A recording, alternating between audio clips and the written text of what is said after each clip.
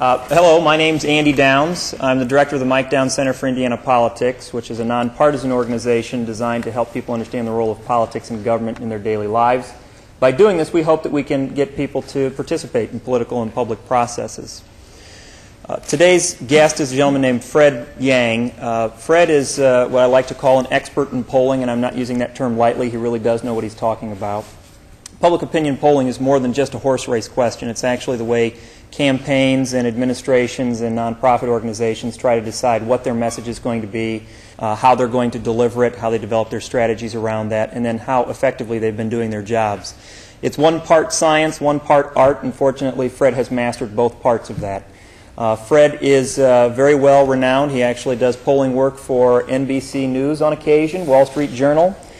He is a regular contributor to Campaigns and Elections magazine, and also has been named to Capitol Hill's newspaper Roll Call as one of the Money 20, I believe they refer to you as, consultants who make a difference. In other words, the Capitol Hill newspaper Roll Call thinks he actually can help candidates out, help them win. Fred is here to talk to us about polling, and so if you would, please welcome Fred Yang.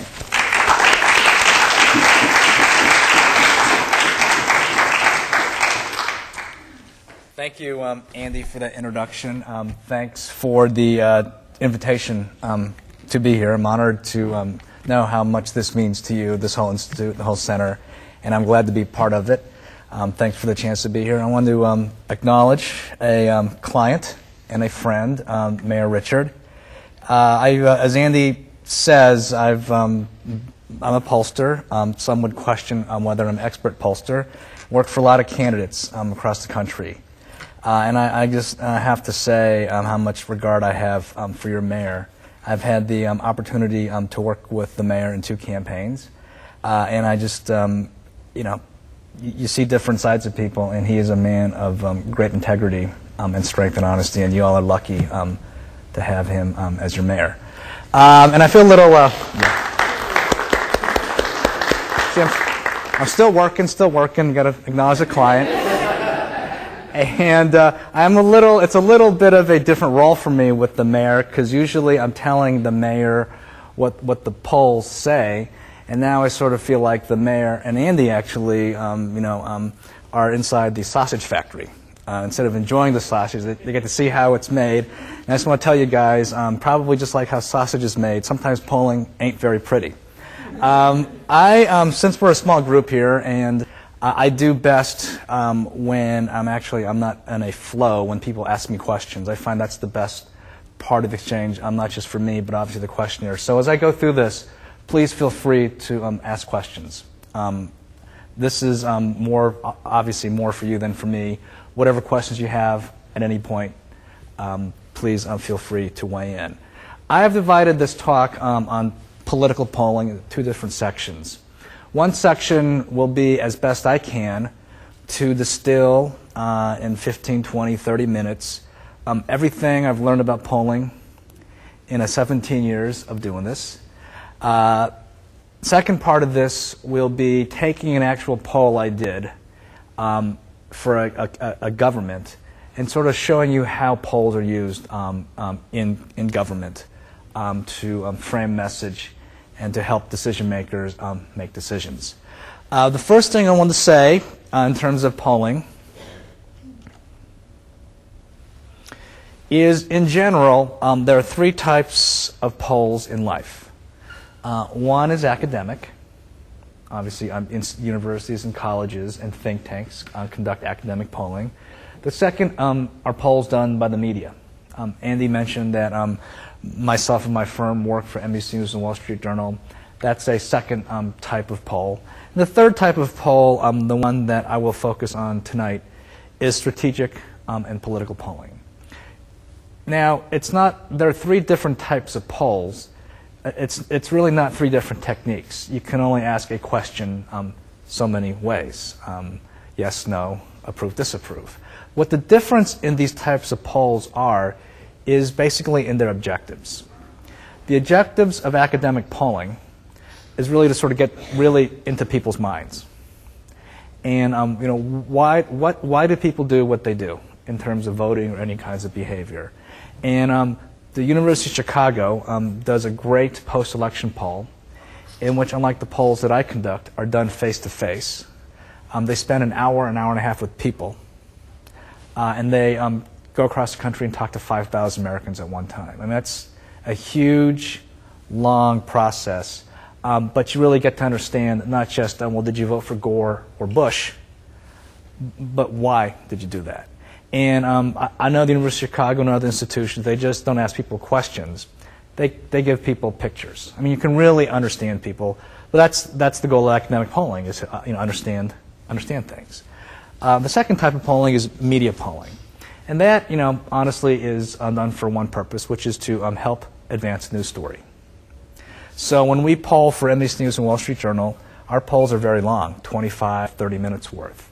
But usually when old Tom Brokaw gets on TV and he talks about our poll, even though our poll was 20 or 30 minutes long, in his 22-minute news broadcast, each news broadcast is 30 minutes, but 8 minutes are commercials. In his 22-minute news broadcast, in the 30 seconds he devotes to the presidential race, if he does talk about our poll, it will be 2 seconds. Gore ahead of Bush, Kerry ahead of Bush. Again, the goal of media polling is to make news. Not to necessarily shape the news, but just to help explain the news story. The final type of polling, and again the one I'll talk about tonight, is strategic and political polling. And the goal there is very simple. It's about winning.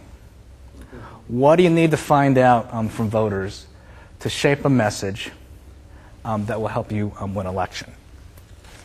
Let me go into that a little bit more.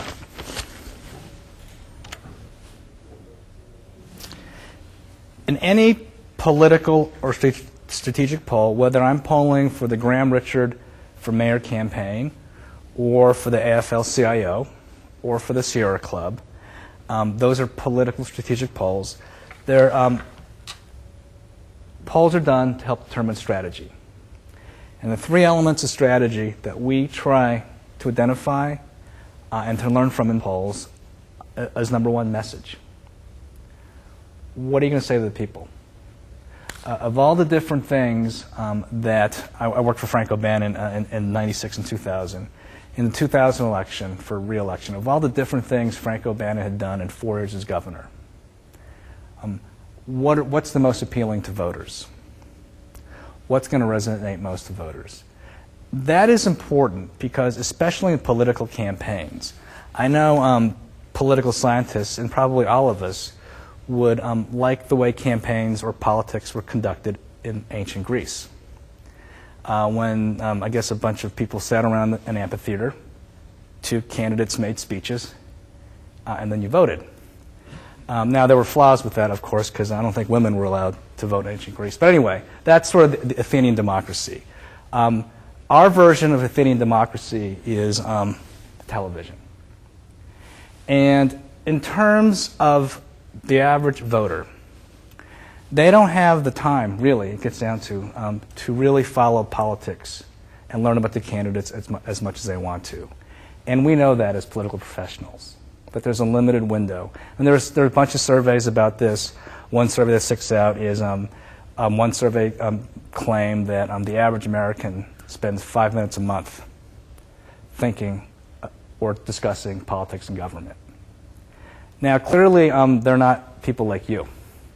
We're going to spend an hour and a half or so on a Thursday evening. I know Friends is over, but anyway, listening to someone talk about polling. Please don't be offended. You're sort of the freaks. You're not. I know you might think you are, but you're not normal. I mean, so if a normal person was in here, they'd have their fill of politics and polling for the next decade, probably. What we're interested in as pollsters and strategists are the people who aren't engaged like you are. And really for them who don't have an interest or knowledge or whatever in politics, it's really how do we reach them via message. The second part of polling is what I consider targets. Not every voter is created equal. Some voters are more inclined to be for a candidate than other voters. What a poll can help you find out is who are the voters who are most receptive to your message, and B, what are the messages that will reach them. In every election cycle, it seems like the pundits in the media come up with a new term to sort of capture the hot new group. In '94, it was angry white male, right? In '96 and 2000, it was the soccer moms. I guess this year our big target group are NASCAR dads. Okay, whatever. But those are targets. NASCAR dads obviously have different interests and priorities than soccer moms, and polls can help us figure out who they are demographically, where they live, and most importantly, what can we say to them that will persuade them to vote for our candidate. And the third part of polls and why they're so useful is tactics. When I polled for Governor O'Bannon in 1996, when he first ran for governor, he was way behind. No one knew who he was. Everyone wanted Evan Bayh to be governor. And those of you who know Frank O'Bannon, which I think everyone is, he certainly is no Evan Bayh.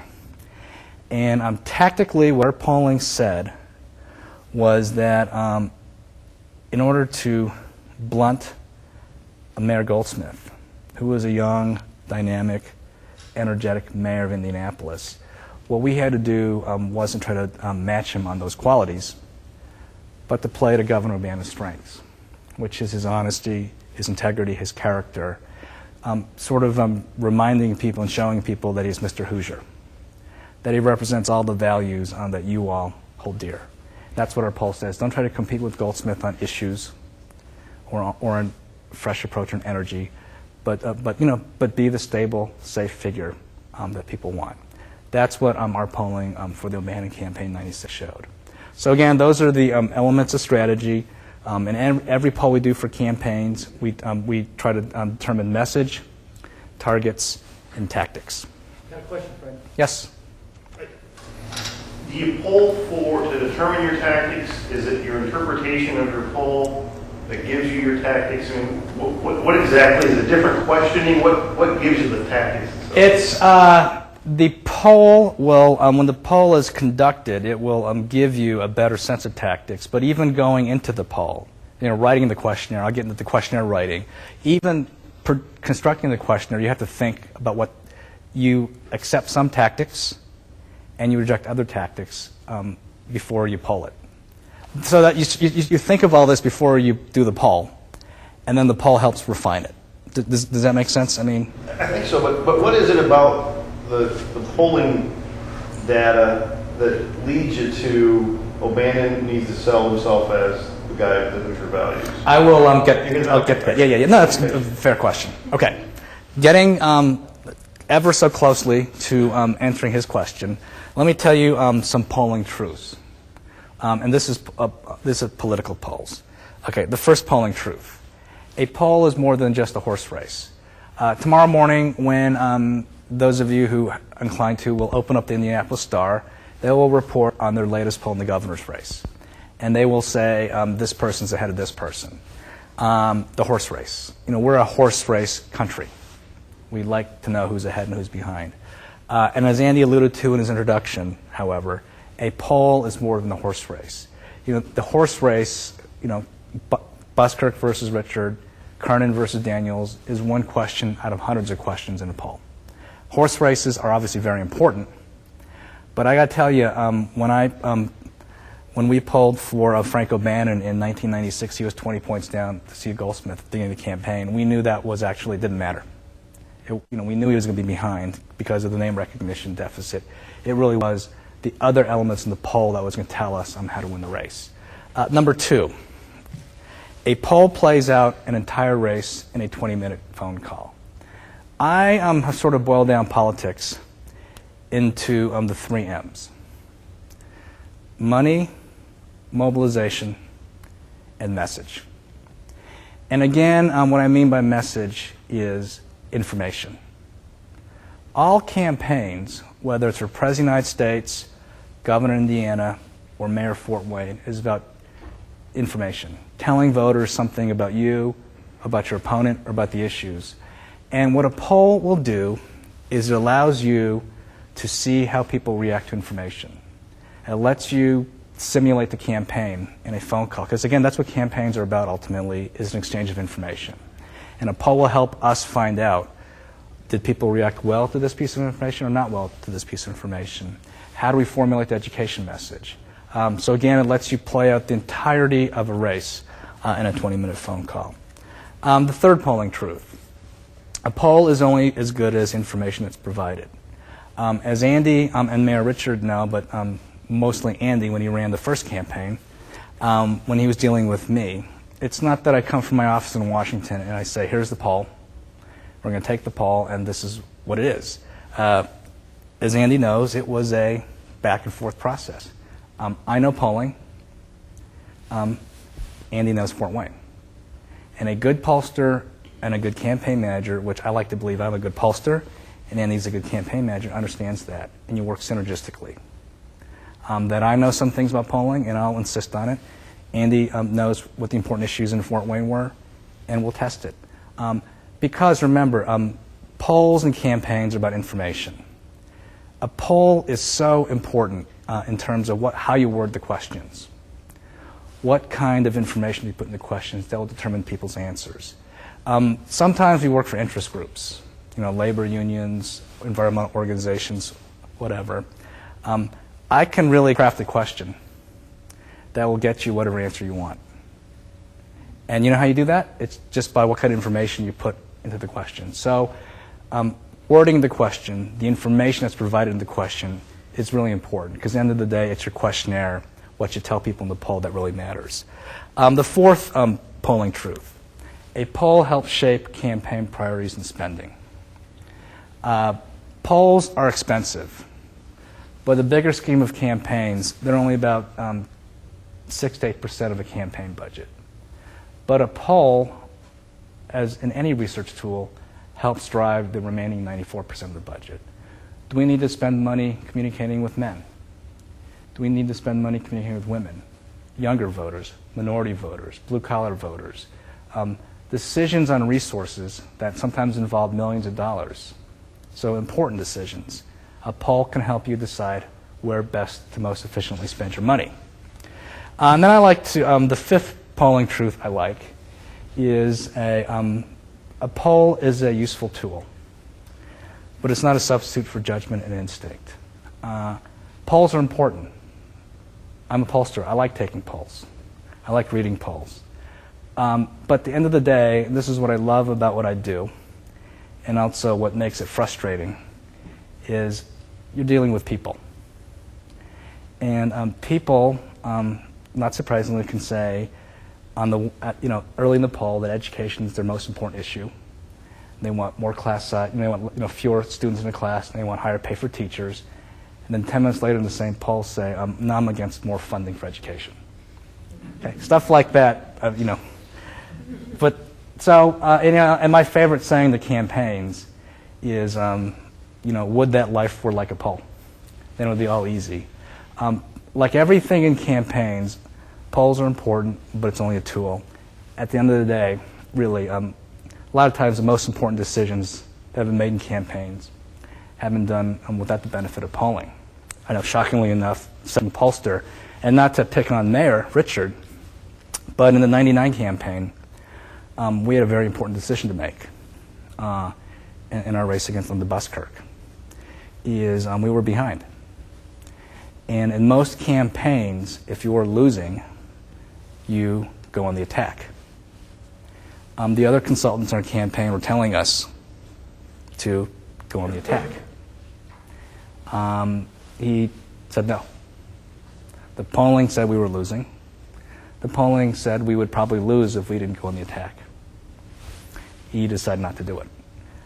It was, the mayor's instinct about the city and the voters and the race more than the poll that carried the day, and he was right. So again, a poll was incredibly helpful in that campaign, incredibly helpful in this campaign. And at the end of the day, though, it's part of an overall package to help make decisions. It's not the driver, despite what you read in the papers or whatever. This is embarrassing, but after the 2002 election, the New Republic magazine did an expose on who runs the Democratic Party. And I was named as one of the 3 people who helped ruin our party. because we didn't do well in 2002 elections. And I never had this much power then, and I don't have it now, but I guess it's good. You got to be blamed for something. Okay, moving ever closer to answering your question. Let me talk to you a little bit about the polling process, to sort of how the sausage gets made. One of the most important parts of the poll, other than the questionnaire, what you tell people on the phone is, well, how do you select the people who get polled?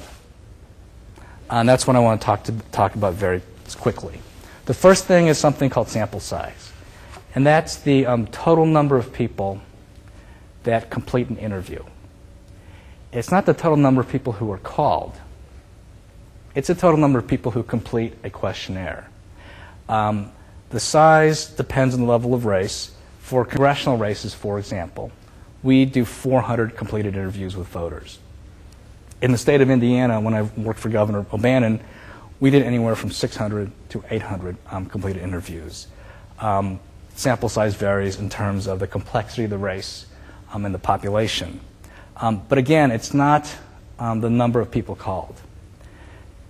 In a survey of 600 voters who complete questionnaires, my firm will probably make somewhere on the order of 10,000 phone calls to get 600 completed questionnaires. Now, doesn't mean we talk to 10,000 people. It means we dial 10,000 numbers. A lot of times folks aren't home. A lot of times folks aren't interested in participating in the poll. A lot of times, I'm embarrassed to say this. I know this is on TV, but hopefully it won't get nationwide. Even though I'm a pollster and I live and die on people answering the phone, if we have caller ID. Okay? If we don't recognize the phone number, we don't pick it up. And that's, and the other issue with polling people is now, especially with the younger generation, a lot of young folks use their wireless telephones as their primary communications device. I guess the cell phone lobby must be incredibly powerful because you still can't get cell phone numbers the way you can get real telephone numbers. And that's another problem for polling. Okay, so that's the sample size, is how many people to interview. The second important thing in terms of the research process, and again, this is how do we get the people to complete the polls, is what we call the screen.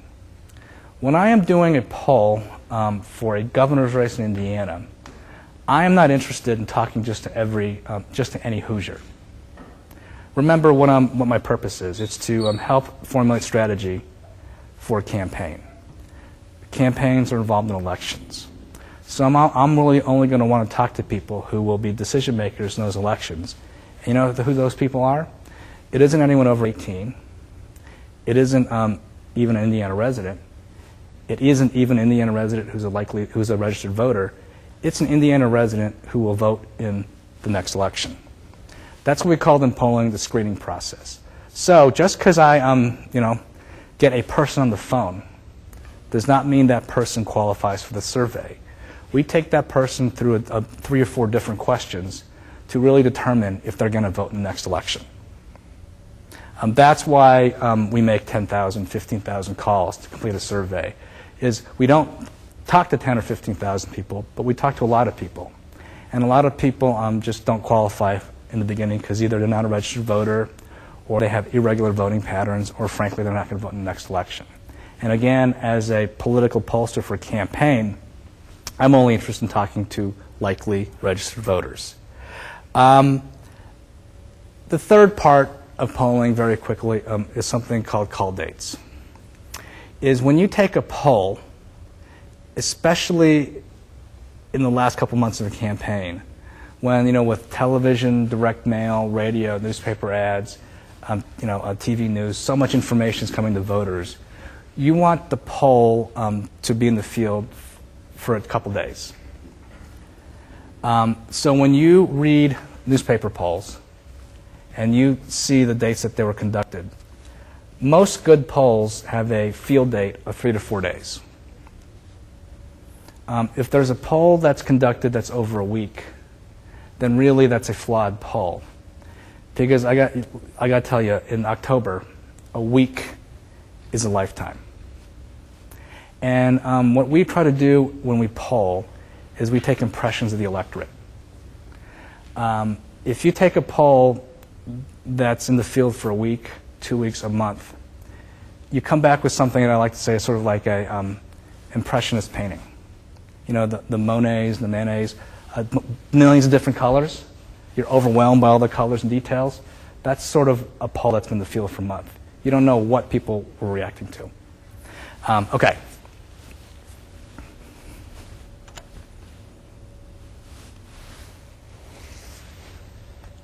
Sample considerations. Again, how do we get the people that we talk to on the phone? RDD or list. This is all pollster language. I'll make it simple. There are two ways of getting people on the phone, getting their phone numbers. One is the easiest, which is a voter list. There are some states, like they're as disparate as Iowa and Hawaii, that have great voter lists. And even more importantly than that, they keep them up to date. So if someone's moved out of Hawaii, they know within a week to purge that person from the voter list. That's the ideal way to call, because then you know that person on the voter list is a registered voter who currently lives at their address. There are a lot of states who don't have good voter lists. And in order to reach people on the phone in those states, we do something called random digit dial, where we actually go to the Library of Congress. If we're polling, for example, in a place like Fort Wayne, we get the Fort Wayne phone book. We get real phone numbers from the different parts of the city, and then we put it in the computer, and then we randomly generate phone numbers. I think one of the few logical things a phone company does isn't really helping consumers. They assign similar exchanges to residential neighbors, residential lines, and similar exchanges to business lines. So we pretty much know which are the residential numbers and which are the business numbers. We take the residential numbers, put them in the computer, comes out, spits out the numbers, and that's what we use to call. The benefit of random digit dial is very simple. It gives everyone, from Mayor Richard down to Andy, the theoretical chance that they will be called. If everything's random and the phone number's random, then anyone can be called. That's the beauty of random digit dial, is there is no bias in terms of who's called, because on the voter lists, for example, there are phone numbers, but not everyone lists their phone numbers. And there are academic studies that show that either very wealthy people or very poor people are less likely to have listed phone numbers than other people. And the one thing you want to do in polling is you want to try to eliminate bias. The other important thing, skipping the respondent screener since I talked about that, is something called quotas. That when you are polling in a state, you want to make sure that your sample is as representative as possible. When we're polling in a state like California, and we know that the population there is anywhere from 10 to 15% Hispanic, we're going to make sure that we interview 10 to 15% of our surveys are no Hispanic voters. That's called quotas. Again, you want the poll to be as representative as possible. So we know ahead of time from census data, from past exit polls, what a California electorate should look like when we poll. So we try to make sure that we have the proper number of African American voters, of Hispanic voters, of Asian voters. Okay, let me talk about questionnaire design very briefly. You try to word a questionnaire that goes from general to specific. Most people don't take polls. And actually, it's good for me as a pollster to listen to polls being conducted and listen to the interviewer asking the questions and the respondent answering questions. Because, I do this, I live and breathe this stuff. But for most people, seriously, being polled on the phone is a new experience. And what we try to do to sort of ease people, it's like with my 2 young daughters, I try to ease them into the bath and then turn on the hot water, is you ask them easy questions that sort of gets people into the frame of mind, the flow of polling. Are things going in the right direction, the wrong track? What are the most important issues? What are your opinions of President Bush? What are your opinions of John Kerry? Those are all simple but important questions that most people can answer. And then as you get through the survey, you ask the more complicated questions that require more listening or thinking. But the point is you want to start off general so they get used to answering questions over the phone. Again, question wording is so important. Unbiased, simple, and straightforward. Now, sometimes we ask questions that are biased, complicated, and not straightforward, but those are done for a purpose too. When we do polls on issues, for example, and let's say and I'll show you this when I show you an actual poll. Let's say we're polling on an education funding measure. And this is an initiative to get voters to pass an education funding measure. I will ask biased questions in that poll, absolutely. I will ask questions that the opponents are likely to convey in a campaign. So I will ask questions in a poll that attack my client. Because you want to know from the poll, again, voters' reaction to information, both positive and negative. It does no good for a campaign to commission a poll that's just happy talk. Because when that attack comes a week before the election in the mail, they'll have no idea if they didn't test this in a poll whether the attack is credible or persuasive or whether it's something that can be dismissed. So yes, the ideal question is unbiased, simple, and straightforward. But again, there are strategic reasons sometimes for asking biased or complicated questions. Again, all done with the purpose of trying to elicit information.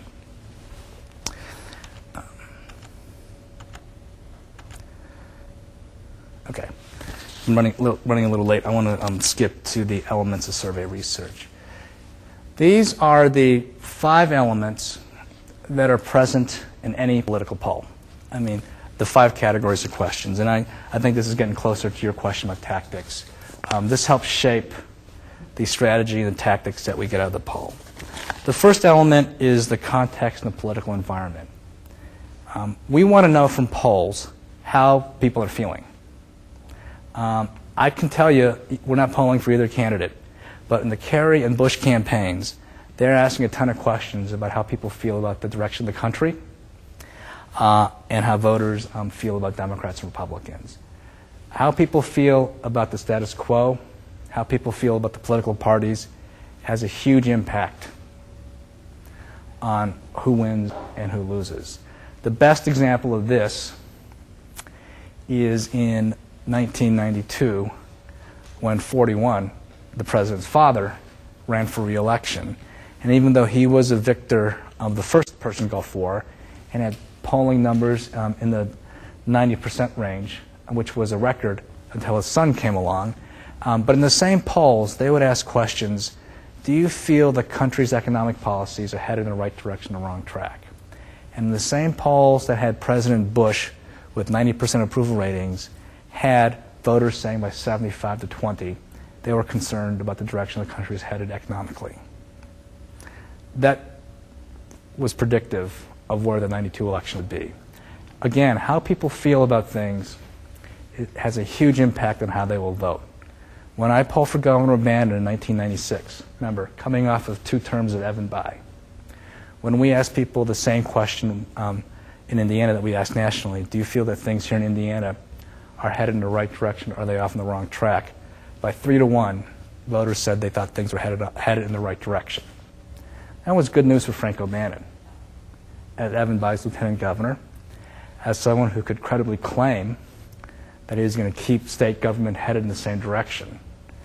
People didn't want change. So how people felt about things was a very important part of that election and all elections, and that's something we really try to measure and study in political polls. The second thing we try to study in political polls is the issue agenda. Basically, what do people care about? What is this election going to be about from their perspective? And again, that is very predictive of how elections will turn out.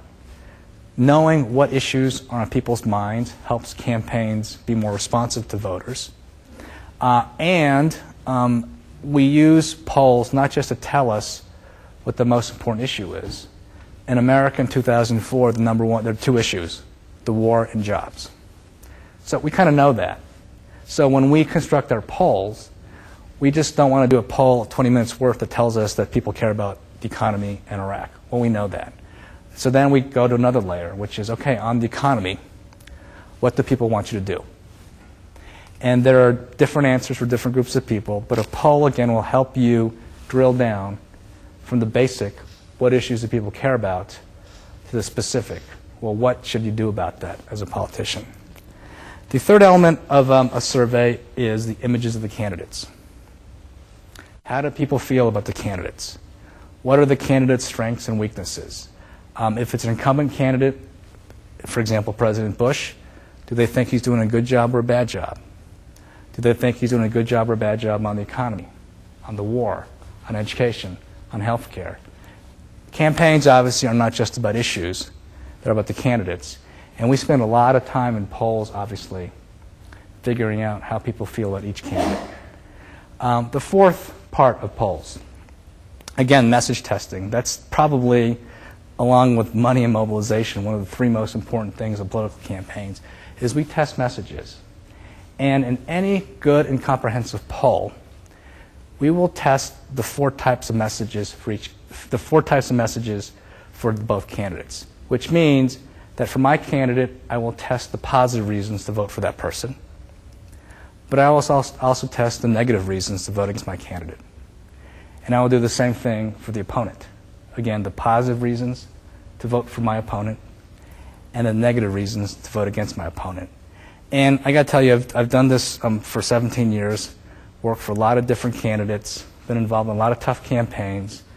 The worst part of my job is when I do a poll and I write the negatives against my candidate. They complain, Mayor Richard and Andy, far more about the negatives that I write about them than they do about the money they're paying me for the poll. And you know why? Because when I'm writing negatives against my opponent, I am tough because the campaign's going to be tough. But when I'm writing negatives against my candidate, I'm equally tough. Again, it does my candidate, the campaign, or me no good if I soft pedal the negatives against my candidate, because I want to, as much as possible, replicate what they're going to do to him. So, if I have a candidate and this candidate has a record of voting for tax increases, I'm not going to write that criticism as candidate X, really thinks education is important, and so at some point in his career has voted for a couple tax increases. But he only did that because it was for the schools. Does that make you vote against a candidate? No, I'm going to say candidate X is a card-carrying, tax-spend liberal, voted 245 times to raise taxes, including 12 times against the marriage penalty tax, 15 times against limiting the inheritance tax, and in 1993 voted for the largest tax increase in American history. How does that make you feel? And you know why I do that? Because that's exactly what our opponents will do. And in one case, it got so bad with a candidate that he fired me. I mean, he rehired me after a day, but I was so tough on him that he got upset. But I do that for my candidate, and I do that for the opponent, because again, remember from the beginning, and this is going to, I've talked a lot of polling is about information. You give people information, and you see how they react. And again, it does no good if you soft pedal some parts of the poll and make other parts of the poll substantive. You have to make each part of the poll and each part of the process real and credible. Okay, that in a nutshell is the polling process. Are there any questions before I take you through an actual poll I did? Fred, you talked about testing negatives on candidates, which is very important. But there are things called push polls that some folks know about, other people do not know about. But it's a good segue into that. Okay.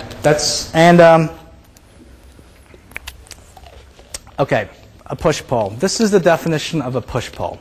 And first of all, there are no such things as push polls. Okay. No, there aren't. There are things that are like push polls, except they're called something else. Okay. What I do in my polls is I'm conducting research, right?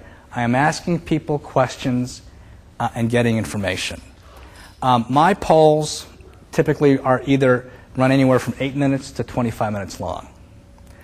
Yes, in some of my polls, am I doing negative criticisms of George W. Bush? Yes. But that's about a minute's worth of a 25-minute poll. The other difference is I'm not polling an unlimited amount of people.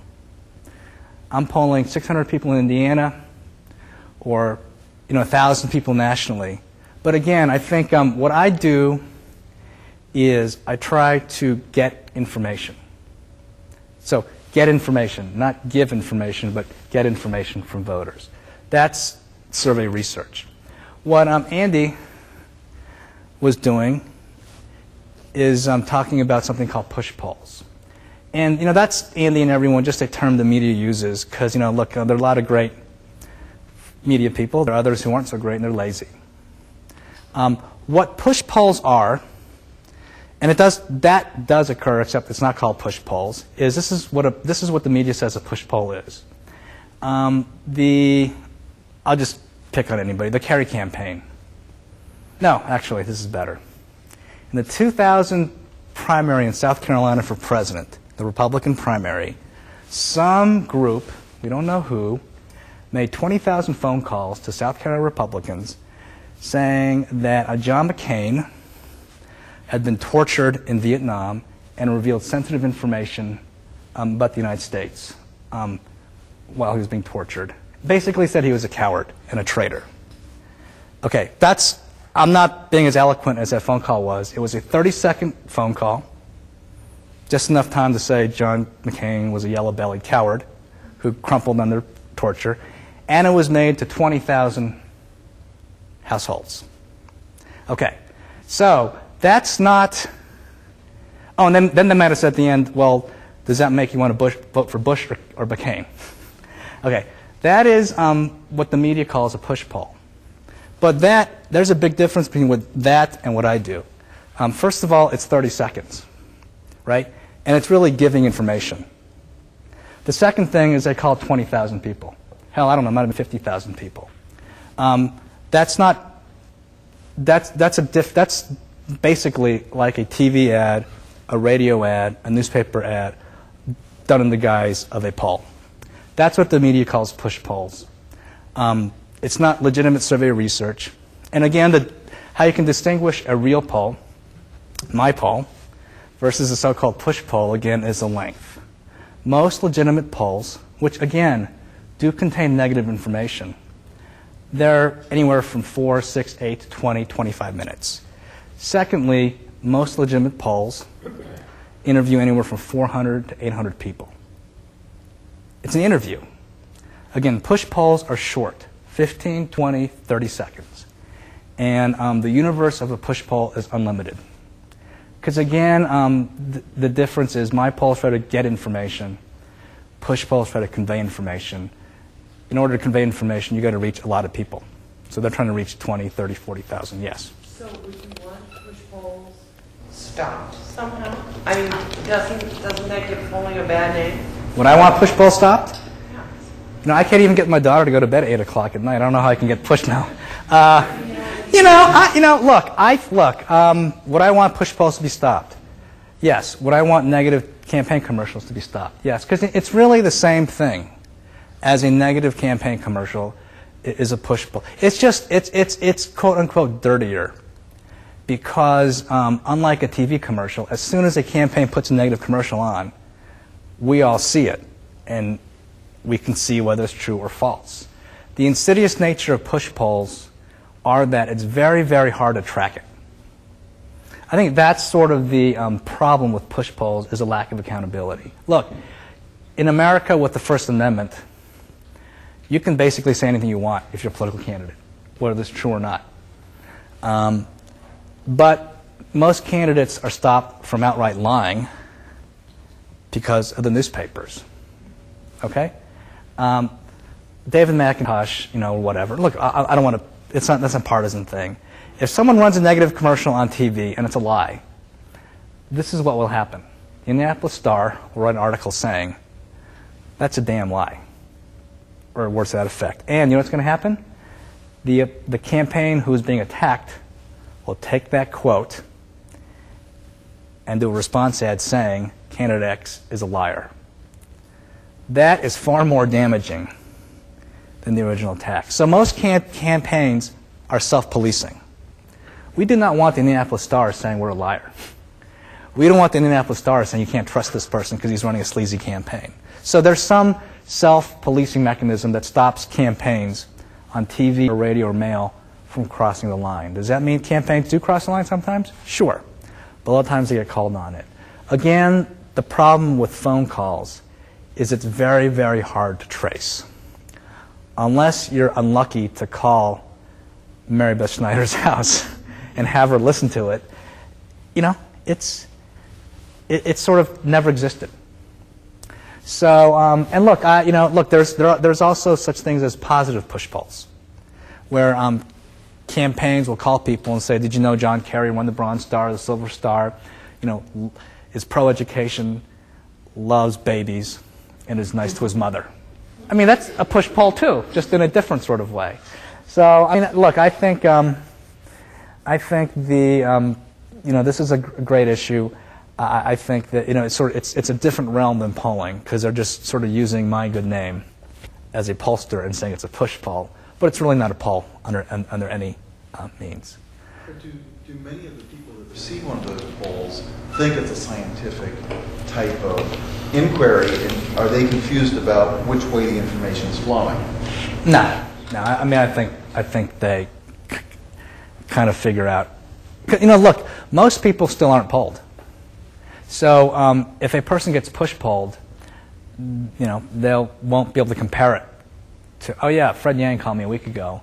And you know, there's something funny about this call, because they just said John Kerry's a lying scumsucker, and they hung up on me. And Fred Yang's polled, you know, a week ago, spent 20 minutes on John Kerry's record. So, but you know, again, I think, hey, and I think at some point we'll probably have push polling over the internet, where people will just send out emails, like, you know, the spam, and say, you know, John Kerry's a lying scumsucker. You could probably watch it in your email. Okay, any other questions before I get to the other part of my presentation? Yes, sir. Well, I'm kind of surprised about the few number of calls you make. If you do 600 in a whole state, that means if you did 1,200 in the state, you'd get the same results. Is that the reason? It's a question. Yeah, the question is why don't I do 1,200 versus 600? Because most campaigns won't pay me to do 1,200; they'll pay me to do 600. Now, can I actually? I always sometimes wander into sort of the minutia, but can I actually address your question, because I think it's a good question. All right, in the state of Indiana,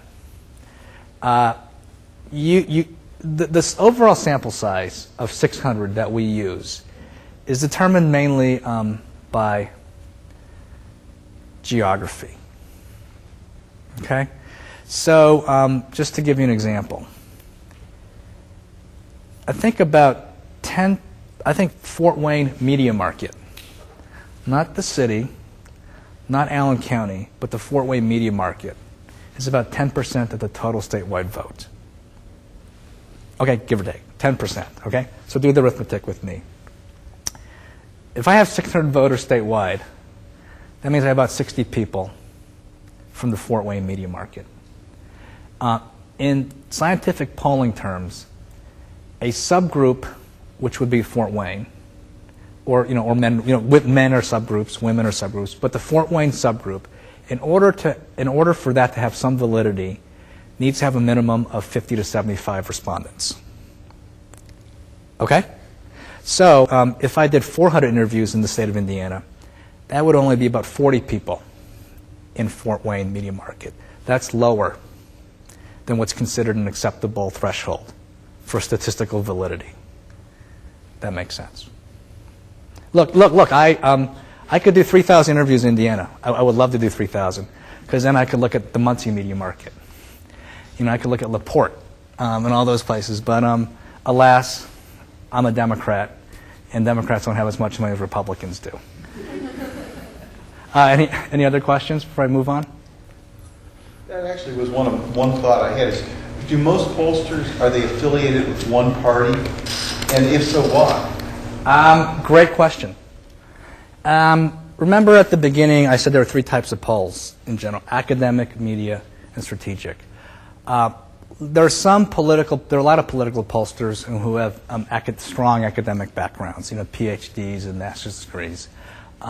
But most of us end up as political pollsters because of politics. And I'm a Democrat.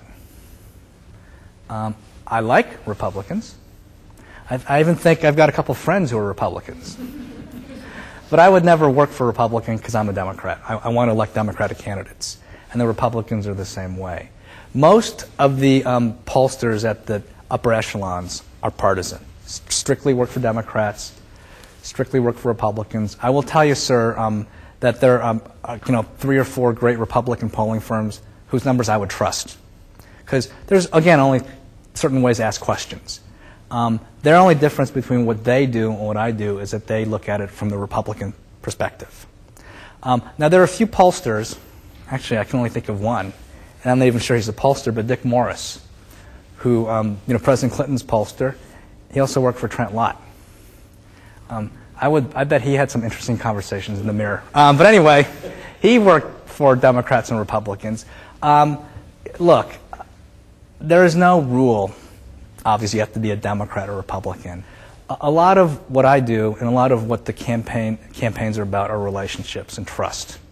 I guess candidates feel like if you work for, a Bill Clinton and a Trent Lott, maybe you're not a trustworthy person. So I think 95%, not just of pollsters, but of TV consultants, mail consultants, are strictly partisan. Okay. Even though this has a lame title, Attitudes Among Voters in My Town, this is actually a real poll. Not from Fort Wayne, but from a suburban county in the East Coast of 1 million people. I said my town in order to protect the innocent. And I was commissioned by this county executive to take a poll in his jurisdiction in order to possibly craft an initiative to the voters on transportation. And I think the reasons why and what the issues were will become clear as I walk you through. So remember all the different things I told you that are parts of strategic polls. Okay, so in this question, again, this is an actual poll. When I think about things in my town, and again, remember, it's not my town, it's blank, I am very satisfied, somewhat dissatisfied, or very dissatisfied. This is the mood question. How do people feel about things? In this jurisdiction, 72% of voters were satisfied with the status quo in their area, which is a high level of satisfaction. So that basically told us that these folks are happy. They like the way things are going. Now, what we wanted to do, what I was hired to do, was try to help pass the largest tax increase in that county's history. That's a big change. Again, with 72% of people satisfied, they don't want change. They want things the way it is, right? Okay.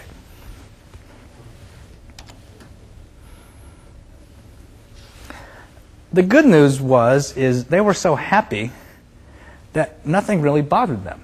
So, for example, a question I typically ask in a lot of places, how would you rate the level of local taxes in your jurisdiction? You could see that overall, the chart on the left, among all voters, 44% said taxes were about right or too low, 23% said they were a little too high, but only 25% were the hardcore anti-tax people. 25% said, taxes here are far too high. And, we could, when I do a poll, I can look at the results by up to 50 different demographic groups. What is shown here are the results by partisanship. You know, by what Democrats thought, by what independents thought, by what Republicans thought. Remember, I've been hired by the guy who wants to do a $1 billion tax increase. He was encouraged that among Republicans, who not to cast aspersion on Republicans, because remember, a couple of them are my friends, they tend to be the most anti-tax group, right? But it was encouraging that in this jurisdiction, even only 37% of Republicans took the hardcore anti-tax position. So what this chart told us is, okay, maybe people they're happy, and look, you know, ultimately no one likes raising taxes, but this is not, you know, California in 1976 when they passed the biggest lid on property taxes ever. I mean, they won't, you know, hang in effigy if you want to raise taxes. Okay, here's the $1 million question, the $1 billion question. And remember, the other important part of polls is to figure out what people care about. I asked a question in this jurisdiction, what's the most important issue facing your area? And this was most questions that I talk about are closed-ended questions in which I give you the answers. Do you approve or disapprove? Are you satisfied or not satisfied? This was an open-ended question in which literally I said, what's the most important issue facing your town? And stopped and let them volunteer. And what was important is 30% mentioned traffic congestion, 26% mentioned transportation issues in general, another 18% mentioned growth and sprawl, which is related to congestion and transportation, and 11% said our roads and highways suck. So really, this was a one-issue electorate. The whole issue of growth and transportation was dominant.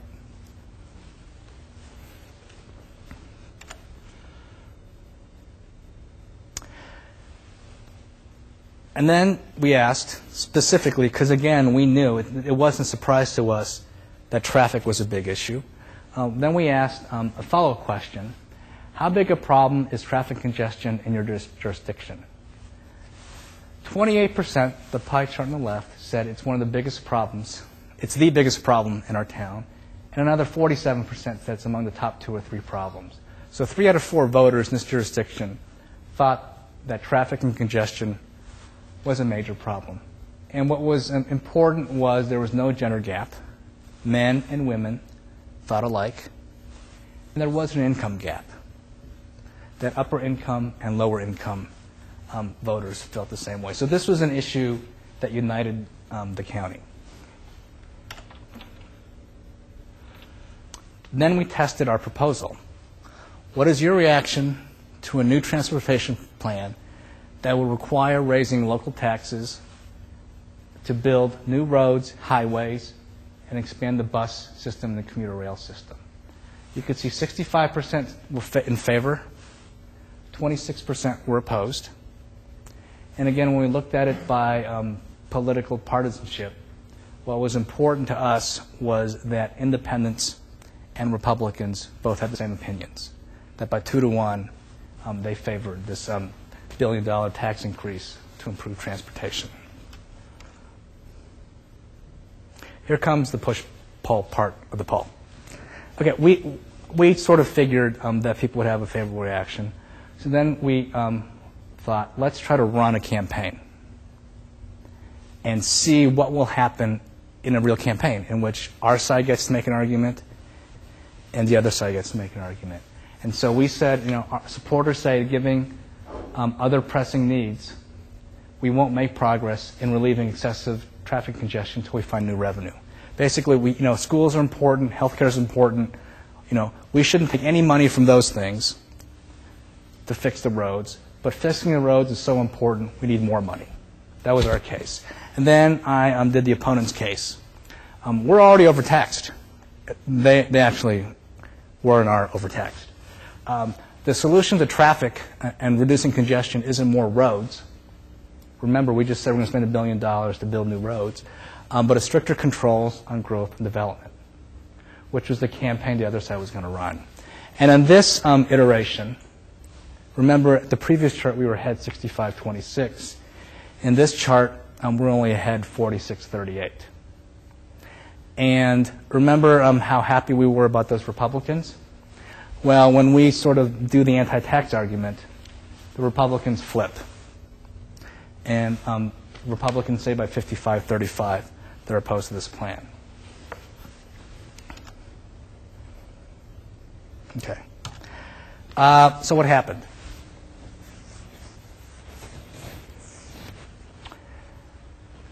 What happened was, even after the poll showed that people were receptive to this plan, that even after the poll showed that people weren't highly exercised by taxes, that at the end of the day, this question carried the day. That even though, remember, we were ahead at 65-26 initially, but that when we ran the campaign, and there were other questions, we asked more questions, but this was the big silver bullet question. At the end of the day, even with all those advantages, concern about roads, not a lot of concern about taxes, that we could only get to 46%, we pulled the plug on the initiative. That the rule of thumb in ballot questions and initiatives is wherever you start off in terms of favor or positive vote is where you end up. Because if you're undecided on an initiative question, you're probably opposed. You just haven't decided you're opposed yet. And so my client and our team decided that even though all the signs were good, we were under 50 at the end. We just couldn't do this. And we ended up not funding or passing an initiative. Okay? Any questions about that? Have they tried since then? No, because in this jurisdiction, in the state in which this jurisdiction is located, they have a Republican governor. This was predicated, Andy, and I know I should have told you more about this, as on getting some matching funds from the state. The Republican governor said, I'm not giving you any matching funds. So, and it's still a problem. Okay. Final thing is I was asked by Mr. Downs to give a little primer on polling, to explain how polls are used in the governmental context. And the final thing I want to talk about is how polls are used in the political campaign context. And I want to talk about this very briefly in the context of my favorite campaign, at least when I'm here in Indiana, for governor, was the November 1995 poll I did for Lieutenant Governor Frank O'Bannon when he was running against Steve Goldsmith. And this will tell you, again, to shed a little more light on how polls are used in terms of strategy and tactics. Okay. The two, of the 5 different elements of polls, again, remember the context, the mood is critical. In November of 1995 here in Indiana, voters said by 59 to 27% the state was headed in the right direction. Remember, this is by O'Bannon. We're in charge. By more than 2 to 1, people say they like the way things are going. That's good news for us. The economy. 45% said the economy here was good or above average. Right there, only 12% said the economy was below average or bad. Again, a favorable result for us. They're not jumping up and down about jobs, but they're not down in the dumps about jobs. Again, another plus sign for by O'Bannon. How do you feel about the level of taxes here in Indiana? 51% thought they were too high, but 47% thought they were about right or too low. Again, given that people are never satisfied with paying any taxes, that was a pretty good result here in Indiana. And the final thing is, what are the most important issues facing the state of Indiana? The number one issue in 1996 was education.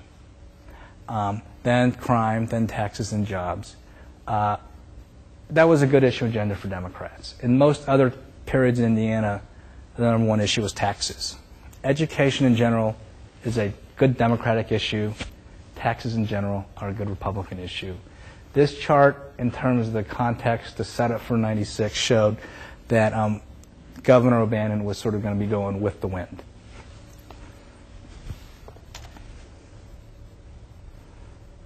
Okay.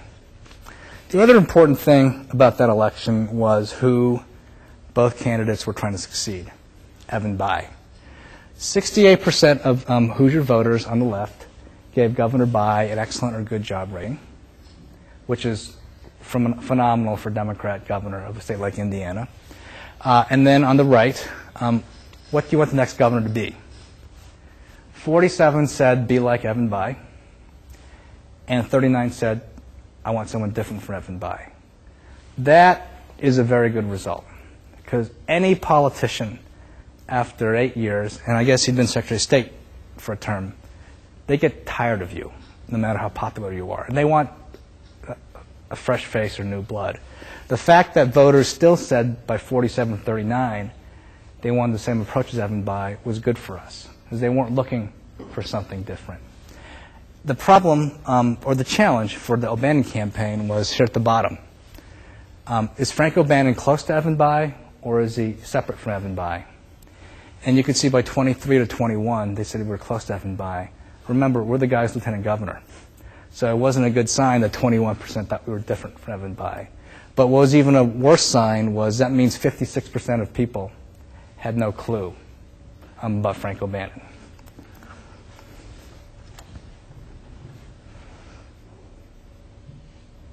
Okay.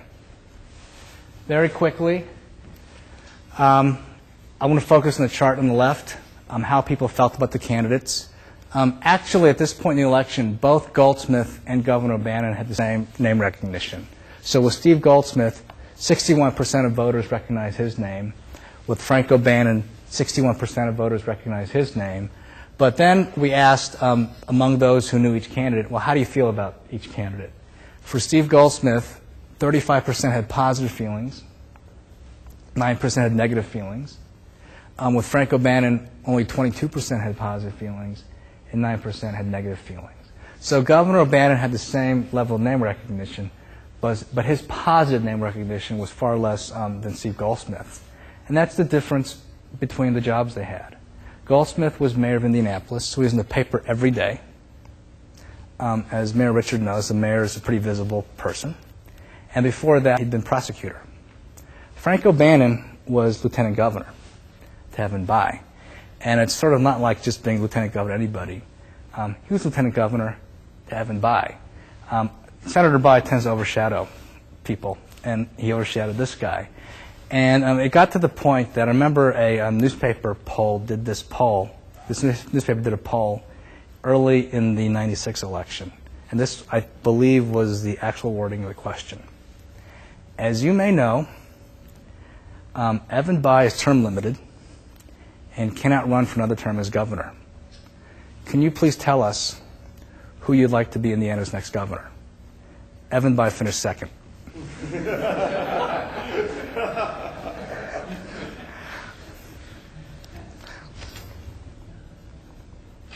Okay. And then when we did the trial heat, the horse race, we were down 48-32. So we started off this campaign losing by 16 points. But this is what the poll told us tactically, that we had to introduce Governor O'Bannon to the electorate, that even though he'd been lieutenant governor for 8 years, no one knew who he was. And that's not a surprise, because right when you vote, they weren't voting for him, they were voting for Evan Bayh. So even though he was lieutenant governor and there was a sense that, okay, people know who he is, people really didn't know who he is, so let's tell people who he is. Number two, we had to make him the heir to the Bayh legacy. That I think for probably the previous 7 years, it was Bayh. We made very sure that in 1996, it was known as a Bayh-O'Bannon administration. Remember that poll result that showed that most people didn't know the relationship between the governor and the lieutenant governor. We wanted to make him Evan Bayh's twin. That we were, and he was, but that reminding people again that we were part of the Bayh administration. Number three, present Governor O'Bannon as a safe choice to keep Indiana moving forward. Remember, by 59-27%, voters thought Indiana was headed in the right direction. So people liked the way things were going. They didn't want a radical change to the right or the left. They wanted to keep moving forward. As Evan Vice Lieutenant Governor, we should be that person trusted to keep the state headed in the same direction. We wanted to make Steve Goldsmith the risky choice. Remember, he was a young, dynamic, smart, energetic mayor. He had all these ideas, right? We wanted to say, hey, at a time when you feel good by 59-27, you don't need no new ideas. Because you know what? New ideas mean things change. We don't want change. We want to keep the state heading in the right direction. So make Governor O'Bannon, in a reversal for Democrat, the conservative candidate, and make Goldsmith the anti-conservative candidate. And finally, is move the governor to the middle on Hoosier values. National Democrats don't win in Indiana. Hoosier Democrats win in Indiana. And in 1996, we thought a Hoosier Democrat was defined by someone who was fiscally responsible, who was tough on crime, and who was pro-business. And sort of remind people that this guy whom they didn't know of, Frank O'Bannon, was actually a Hoosier Democrat and not a National Democrat. And the final thing that's not on this chart that the polling showed us, again, actually, the polling didn't show this as much as the final thing I will talk about, focus groups. Everything I've talked up till now has been about telephone polls, where we talk to the people on telephones. The longest you can keep people on the phone is about 20 to 25 minutes. Incredibly valuable tool, but most of the questions on 20, 25 minutes are yes or no questions. And obviously, because it's a phone relationship, there's nothing visual.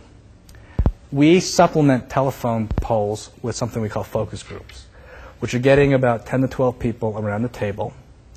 And instead of 20 minutes, we spend 2 hours with them. And it's a discussion. I ask questions, and they answer, but they get to ask questions, and they actually get to elaborate on their answers. And then not only that, they get to discuss back and forth with the other participants. And then you can show them stuff, pictures, TV ads. In our focus groups early in the campaign, one of the important insights we had was just how comfortable people felt with Frank O'Bannon. That when they saw pictures of him, when they saw him talk, heard him talk, when they saw his TV ads, there was an immediate warmth about the governor that really came through. They just felt good about him. And this Steve Goldsmith guy, he was very intense. And they knew he was from the big city. And I don't care if you're from the big city. You don't want people from the big city. And he was intense, and he looked at you like really intently. He made people nervous.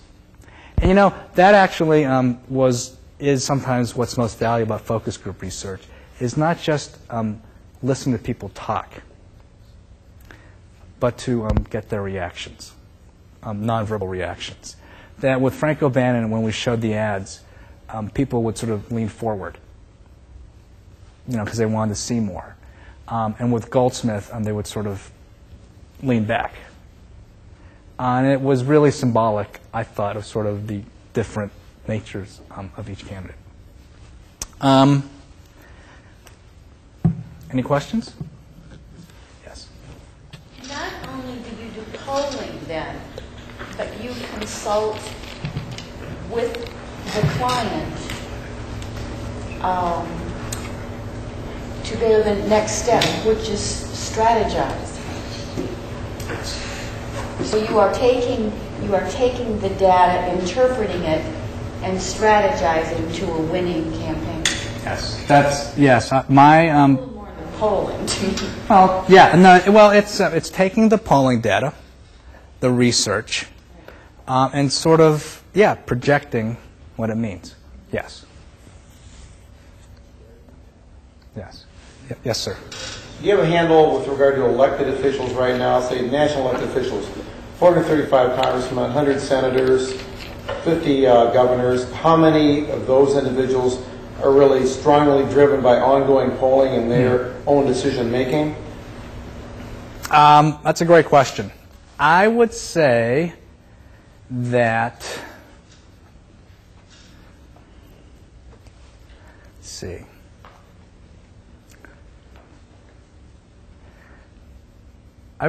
I've been doing this for 17 years. I've worked in hundreds of campaigns for hundreds of candidates.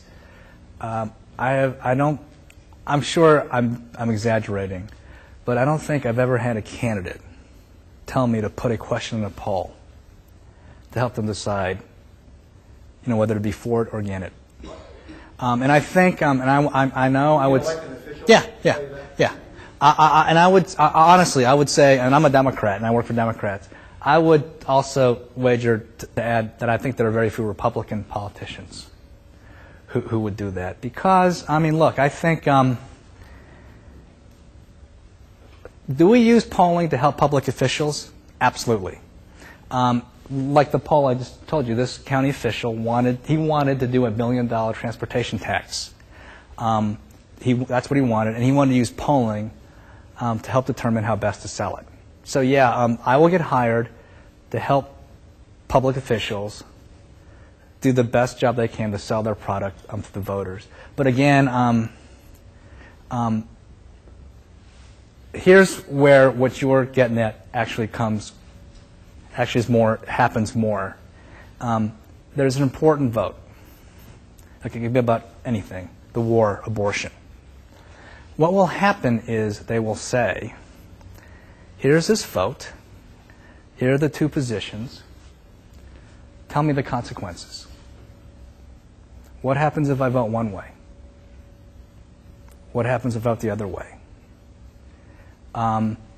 So they, and then once they make the decision, help us frame the best way of explaining it.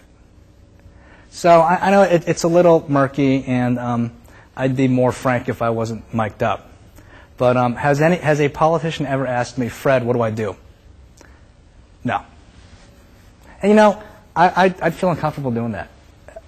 One of the things, I love what I do, mostly because I get to work for great people like Graham Richard, seriously.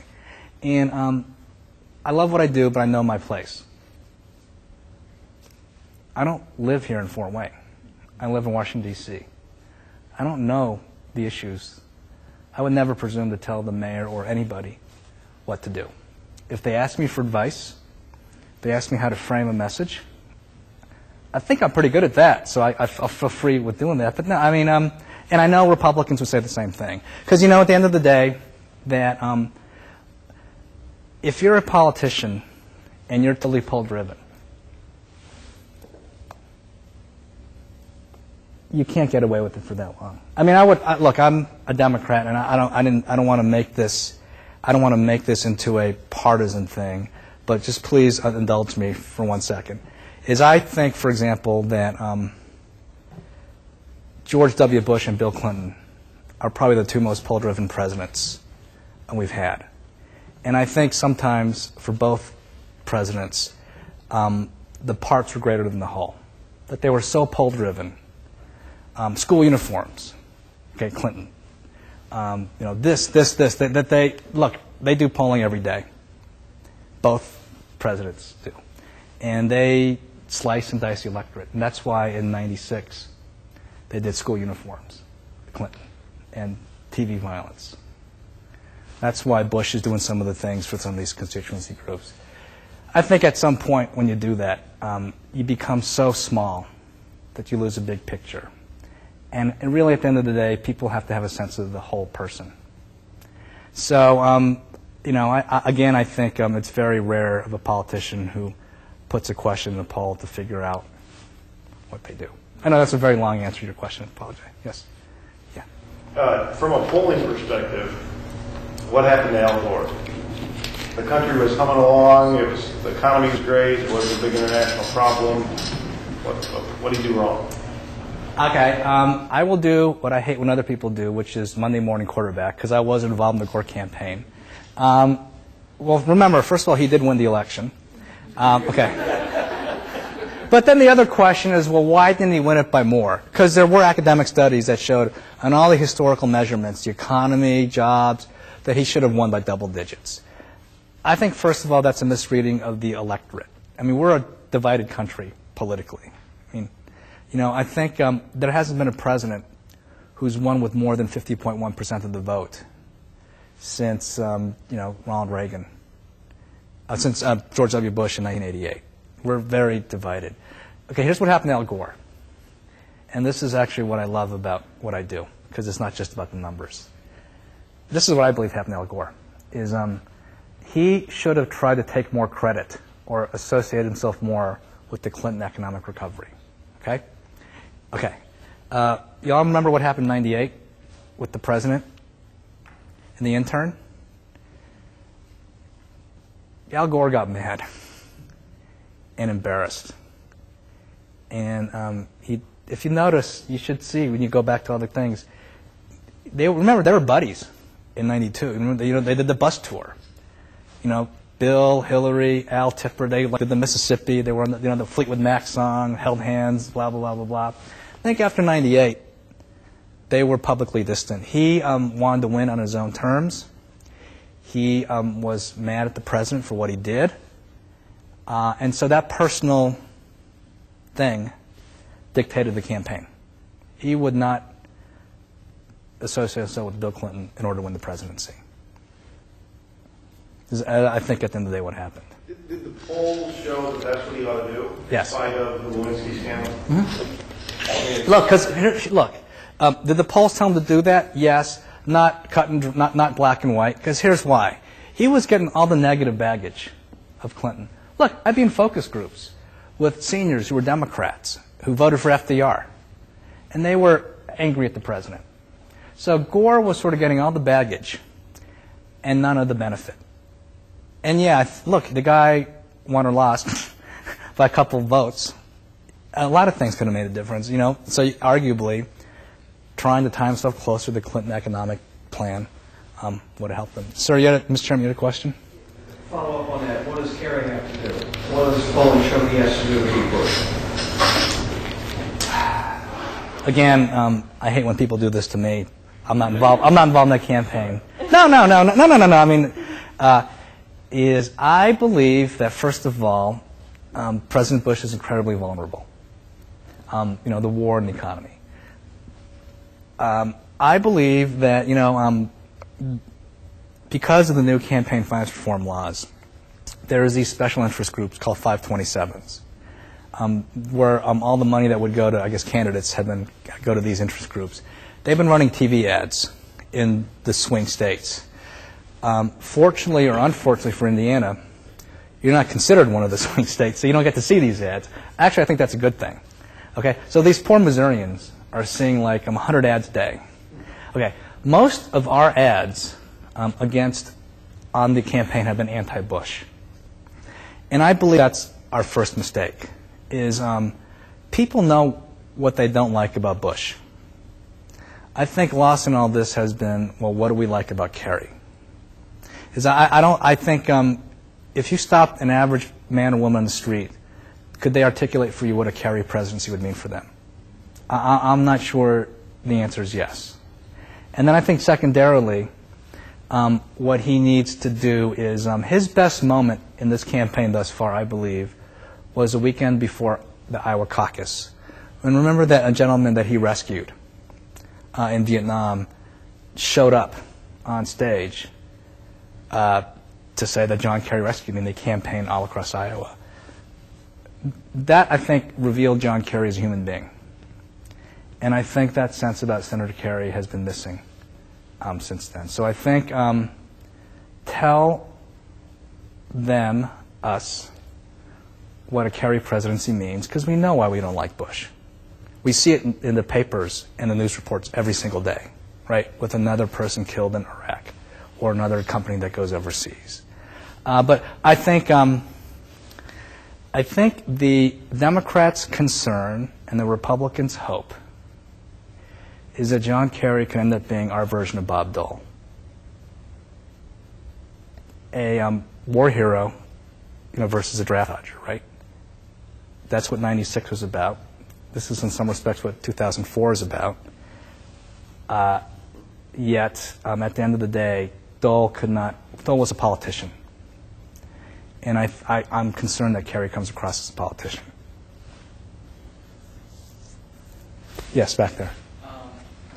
For the presidential thing for a minute. Do you know, are there any one or two issues that you know out there that we should be looking at that could decide the race one way or the other? Also, if it's tied, or really close going into the last week, typically what does polling show as to where the people break toward the challenger or the incumbent? Let me take your second question first. I think, look, I think if it's literally tied the weekend before, I would probably bet on Kerry then.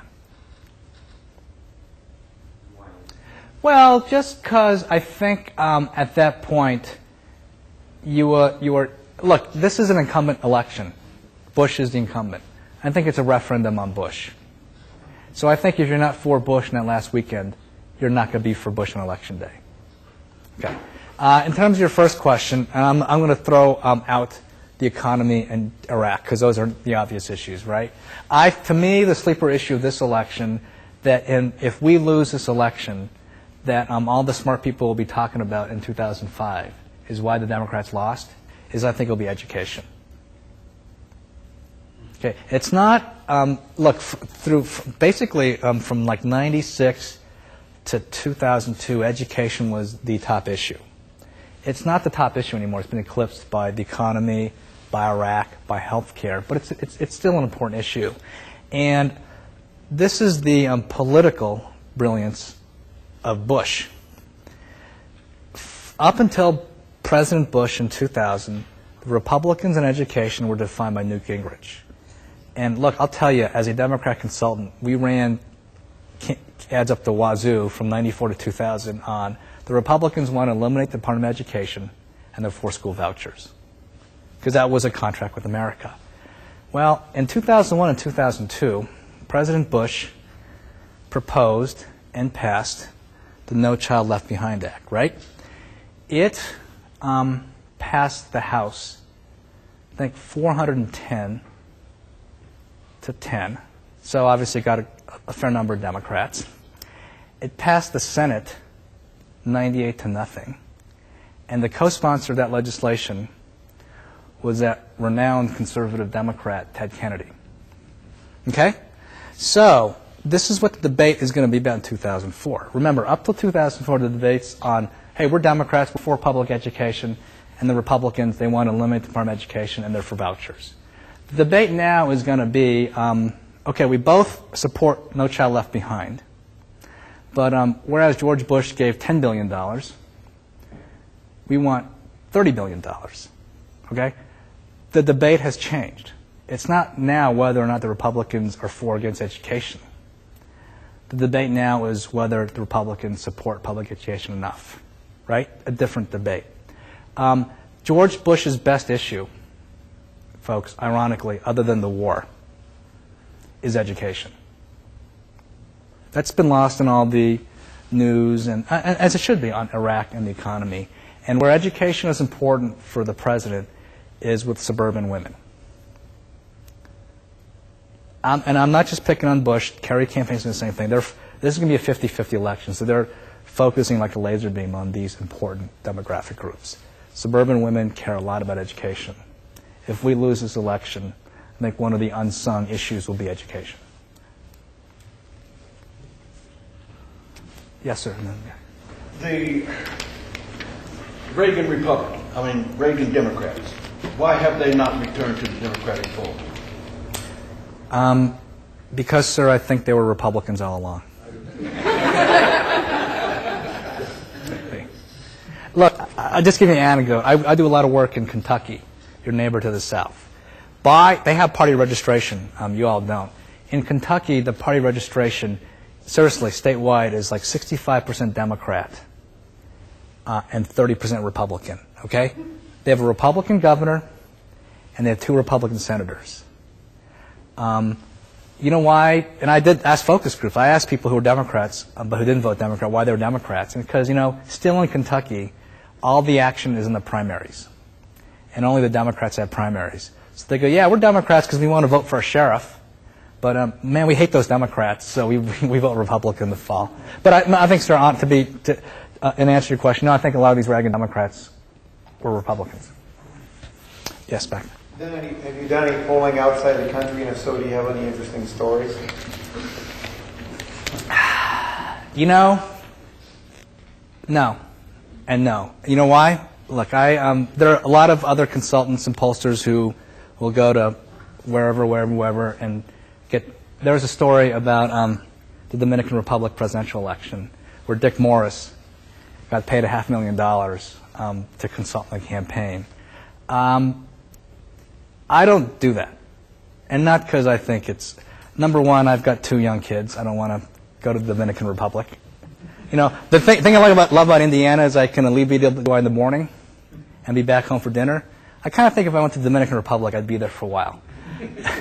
Second thing is, look, not that I'm any better than anybody else, is I sort of feel like, hey, you know, it's bad enough that we export like blue jeans and Charlie's Angels and McDonald's to these other countries. You know, I'm proud of what I do.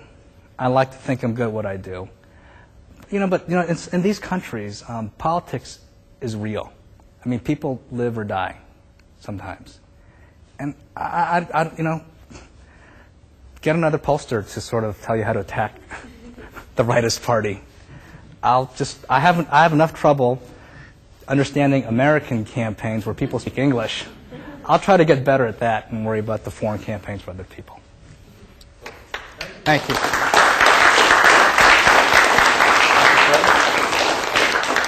Thank you all very much for coming. Fred will be around here. A couple more questions to come up and ask. Thank you all very much for coming, and hope you guys make the next event.